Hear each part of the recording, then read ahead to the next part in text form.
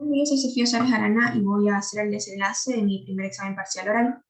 La pregunta uno tiene que ver sobre la razón fundamental que nosotros consideramos para hacer la distinción entre el ser humano y el animal. Yo creo que la principal razón es que los seres humanos somos racionales y críticos, porque nosotros contamos con la habilidad de tomar nuestras decisiones y organizar nuestro futuro en base a nuestras vivencias pasadas. Somos conscientes de ellas y podemos organizar un mejor futuro a raíz de estas. De igual manera, nosotros somos seres morales, conocemos una diferencia entre lo bueno y lo malo, a diferencia de los animales, ellos no son conocedores de esto. De igual manera, gracias a esto, al ser seres morales, somos conscientes de nuestros actos y de la trascendencia que ellos van a tener. Al igual de que somos seres problemáticos, los humanos son los únicos animales que generan problemas. Podemos solucionarlos, pero somos los únicos que pueden generar problemáticas, disputas, guerras. Y acompañado de esto, somos seres imaginativos. Creamos soluciones a estos problemas y no únicamente soluciones a problemas. El ser humano ha creado todo. Acompañando todas estas razones, yo creo que la fundamental, en realidad son dos, es el habla y las destrezas que tiene el ser humano. ¿Por qué? Porque podemos tener todas estas características, pero es gracias al habla que nosotros logramos comunicarlas. Gracias al habla es que nosotros expresamos que está bien, que está mal. No solo, no solo lo expresamos, sino que lo defendemos. Y acompañado de las destrezas, es que nosotros podemos optimizarlas al máximo, al ser seres humanos. Y tomando en cuenta todo esto, yo creo que el ser humano es el único animal que percibe, defiende y crea libertad. Porque mi perro vive en cautiverio y no le interesa. A mí no me gustaría. Y yo lucharía por salir de un lugar donde no sea libre, como lo ha hecho el ser humano durante los últimos años. La pregunta 2 es de qué nos sirve la ciencia en nuestra vida. ¿Y por qué razón hay tantas personas que creen en la pseudociencia? La ciencia nos permite alcanzar la verdad, el conocimiento, resolver la mayoría de los problemas que tenemos actualmente de una manera eficaz y rápida, mientras que las pseudociencias no se basan en ningún conocimiento científico. Son más tradiciones, se pasan de voz a voz. Y la diferencia entre ambas es que la ciencia tiene hechos verificables, lleva una metodología de pruebas, de estudios, de errores, hasta que algo sea realmente aplicable, no solo en las personas, también en las plantas y en los animales. Mientras que las pseudociencias carecen de este método científico. Y en muchas ocasiones, como ya lo mencioné antes, únicamente se pasa de manera tradicional, de generación en generación, de boca en boca, o tratan de imponer que algo funciona porque algo funcionó de manera personal en una única persona, cuando en realidad no todas las personas rendimos de la misma manera, no todos podemos tener los mismos efectos secundarios o el mismo resultado con un tratamiento. Por ejemplo, la medicina naturalista, la terapia magnética, las flores de Bach, todas son efectivas quizá para algunas personas, pero no porque en esas personas hayan tenido resultados positivos, significa que van a tener resultados positivos en mí o en mis compañeros o en mis amigos. Incluso algunas de estas son consideradas negligencia. Por ejemplo, las flores de Bach, hay psicólogos que las utilizan como terapia principal y no debería ser de esta manera. Eso es negligencia porque no tiene ningún estudio y es totalmente inválido que se las considere parte del psicoanálisis por algunos psicólogos. ¿Y por qué? Es que hay personas que aprecian la pseudociencia. La pseudociencia, como ya mencioné, pasa de generación en generación. Entonces, de alguna u otra manera, muchas personas, incluyéndome, hemos caído en la pseudociencia, nos han dado algo. Todos hemos tenido consejos de abuelita, que tu abuela viene y te dice, tomate este té y esto, y poner estas flores, y raspa una planta de chancapiedra, y tómatela, y te va a destruir tumores. Hay tantas cosas, realmente no sabes si funcionan, quizá a alguien le funcionaron, pero no es para todo. Y porque a esa persona le funcionó, vive con la esperanza y le hace creer a las demás personas que en realidad funcionan, cuando solo son transmisiones de generación en generación. De igual manera, hay muchas comunidades indígenas que al no tener un acceso a la salubridad, las utilizan estas prácticas, utilizan la medicina natural porque no tienen ninguna otra opción, no tienen a qué más aferrarse. Un ejemplo que yo tengo, que me ha sucedido de pseudociencia, que realmente me disgustó bastante, es que yo antes sufría de acné. Y siempre hay personas, las personas opinan y dan tantos consejos, y entre todos esos me dijeron, A mi abuela le funcionó que se puso la sangre menstrual en la cara. Deberías ponértela. Cuando sabemos que en realidad no tiene ninguna relación que esto haya sucedido. Las pseudociencias no son verificables. Quizá a alguien le funcionen, pero a otro no. Y las personas están aferradas a ella porque les da un sentimiento de seguridad.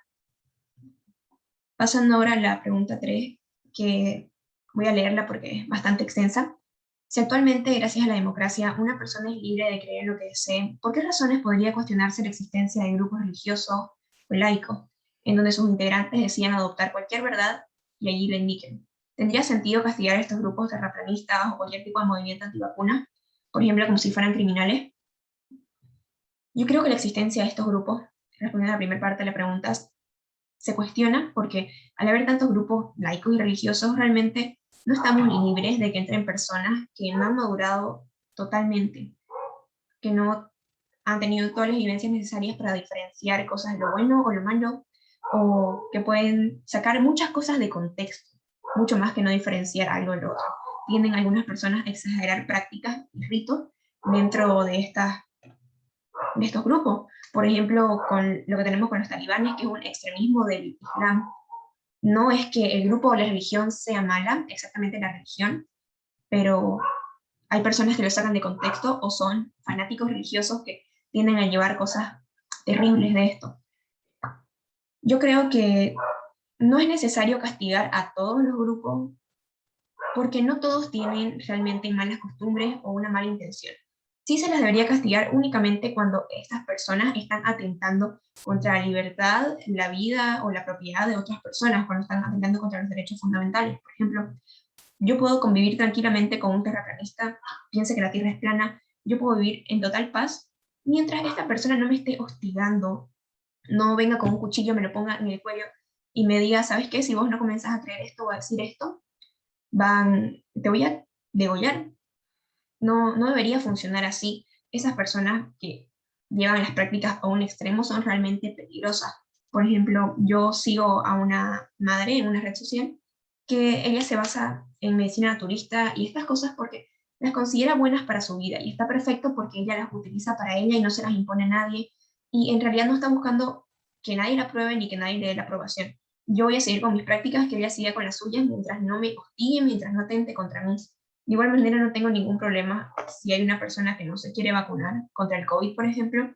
Yo opto por vacunarme y me voy a alejar de esta persona porque estoy en mi libertad de hacerlo. Y si ella opta por vacunarse después, está bien, pero no tiene por qué tirarme piedras si es que yo decidí vacunarme. De igual manera, hay sectas que han organizado suicidios colectivos.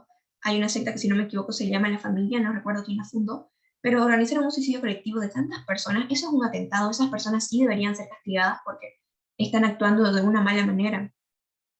No, no debería permitirse que se lleguen a este extremo.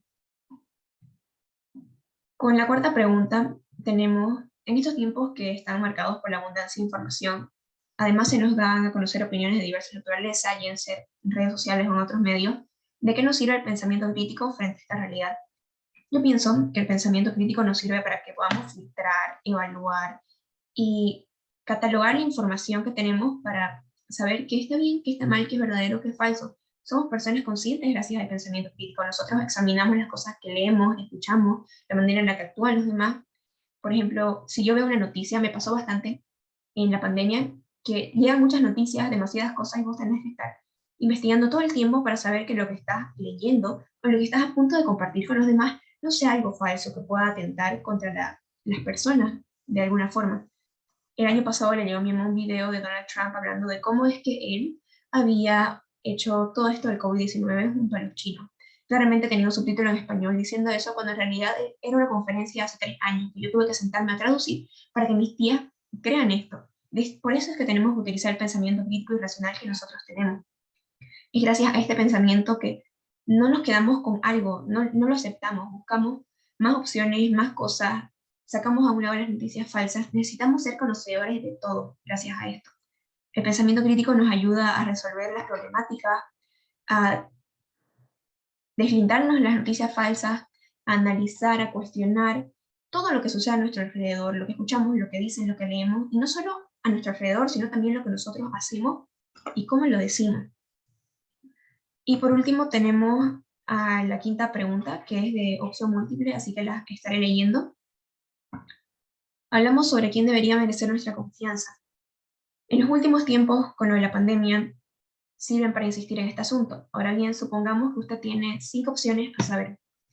Opción A, creer en un científico que sin hacer estudios rigurosos en el campo especula sobre una cura. Opción B, confiar en lo que al respecto del tema dice un pariente o un ser querido cualquiera, o cualquiera que habla que ha tenido una experiencia con estos brebajes.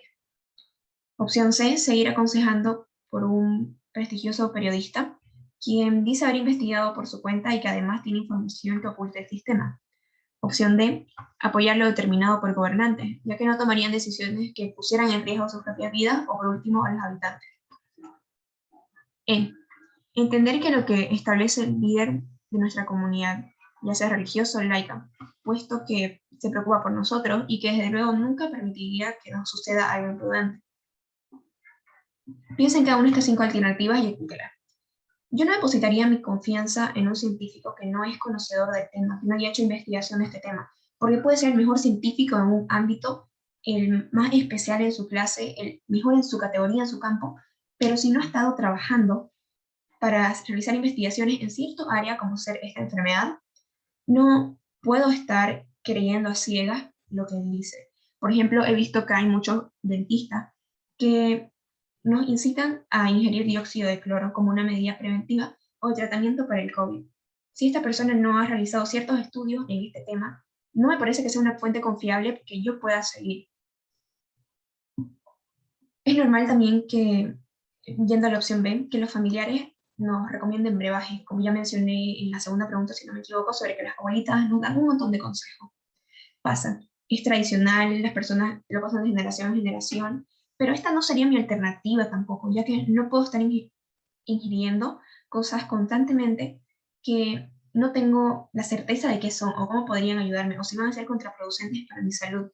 Yo necesito que un médico especializado en su campo, que haya hecho investigaciones específicamente en eso, me pueda recetar algo. No puedo estar tomando 23 té de manzanilla mezclados con vinagre para evitar mi contagio del COVID-19 solo porque mi abuela o mi tío me lo dijo. De igual manera, la opción C era sobre el periodista. Yo no considero que si un periodista alega, sin mostrar registros y únicamente dice algo, sea de total credibilidad. Está bien si esta persona saca su fuente de información al momento de decirlo y no únicamente habla de sus teorías conspirativas y cómo es que el gobierno nos va a insertar un chip 5G a raíz de la vacuna. No funciona de esta manera. No tienen fundamento o verdad alguna. Si esta persona realiza un estudio y llega con los documentos necesarios y pertinentes y no únicamente los alega, podría tener credibilidad, pero si comienza a decir datos sin nada, sin fundamentos, no depositaría mi confianza en él tampoco. La opción de, si no me equivoco, la cuarta tiene que ver sobre el gobierno y creerle a ellos porque nunca darían algo malo para nosotros. Esto me parece que creo que es la opción más falsa. Hemos visto cómo el gobierno ha actuado contra la población en toda la historia, en muchos países, e incluso en la actualidad, no únicamente con las medidas sanitarias de COVID-19, sino siempre. Si un país no se lleva las medidas correctas que se deberían tener desde el principio de la pandemia, ya carece de credibilidad. Un gobierno ya carece de cualquier sesgo de depositación de confianza. Yo no le deposito mi confianza a ningún gobierno por esto.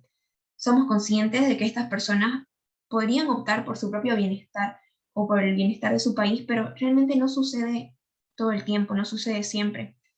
Y no ha sido la excepción la pandemia. Por último, tenemos la opción del líder religioso, que para mí tampoco sería una opción, porque en muchas ocasiones el fanatismo cega no solo a las personas, sino también a los líderes de dichas religiones o grupos. Por ejemplo, a mí me pasó que yo asistí a una iglesia, fue la primera vez que fui, y este sacerdote estaba diciendo que no debería utilizarse barbijo, que no debería utilizar ningún tipo de medida preventiva, porque Dios nos protege. La segunda vez que fui a esa iglesia, este sacerdote estaba comentando que él estaba con COVID, dando esa misa enfermo, y que estaba muy molesto con Dios, que de hecho había rezado y había hablado con Dios anoche a reclamarle por qué es que lo había enfermado, que él no creía que esté enfermo, pero no tenía sentido que él esté enfermo porque él había estado alabando a Dios, cumpliendo con las alabanzas, cumpliendo con las cosas que él predicaba para las personas de su iglesia. Él estaba cegado, está cegado por su fanatismo y realmente yo no podría confiar en una persona que sé que en algún momento podría llegar a este estado. Luego de analizar cada una de las opciones que tenía, yo no optaría por ninguna de estas, porque yo necesito basarme en cosas verificables, necesito ver documentos, necesito leer informes de la comunidad científica y lo que yo considero mejor para mí es eso.